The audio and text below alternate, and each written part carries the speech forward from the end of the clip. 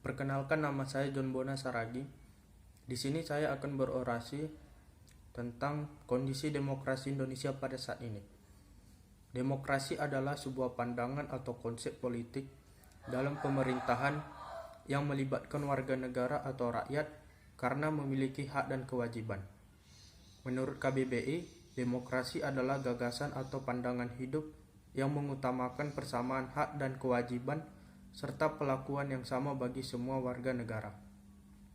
Demokrasi adalah kata yang begitu sering diucapkan.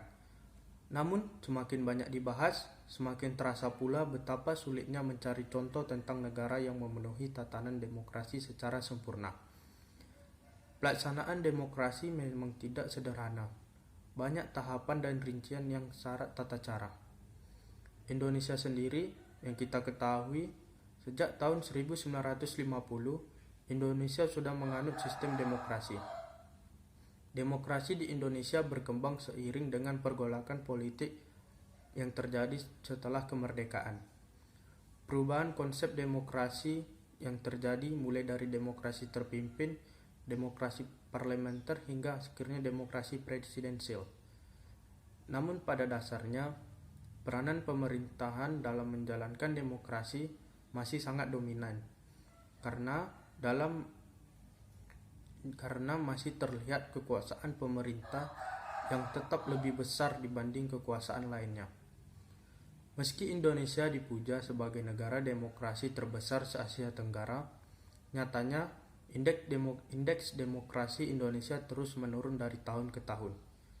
Ini disebabkan oleh berbagai hal, di antaranya politik identitas yang naik dan turunnya kebebasan berpendapat dan sipil.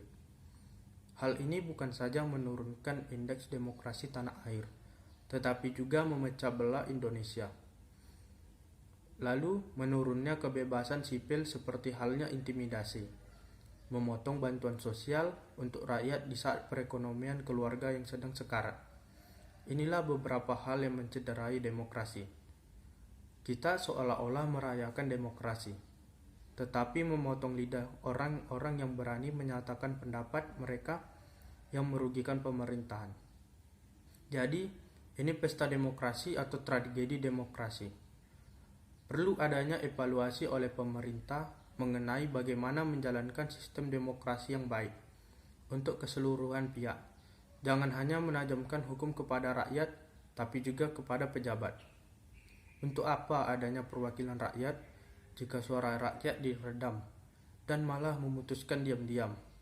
Untuk apa diadakan sistem demokrasi jika ruang kesempatan bagi rakyat tidak tersedia dan dalam praktiknya rakyat hanya punya pilihan untuk menerima? Harapan saya adalah agar Indonesia dan pemerintahan bisa kompak dan akrab dalam menjalankan sistem demokrasi. Tidak hanya memutuskan sebelah pihak, tapi juga mempertimbangkan berbagai pihak. Ayo kita sama-sama membuat Indonesia menjadi negara demokrasi yang baik. Dari rakyat, untuk rakyat, oleh rakyat. Salam demokrasi.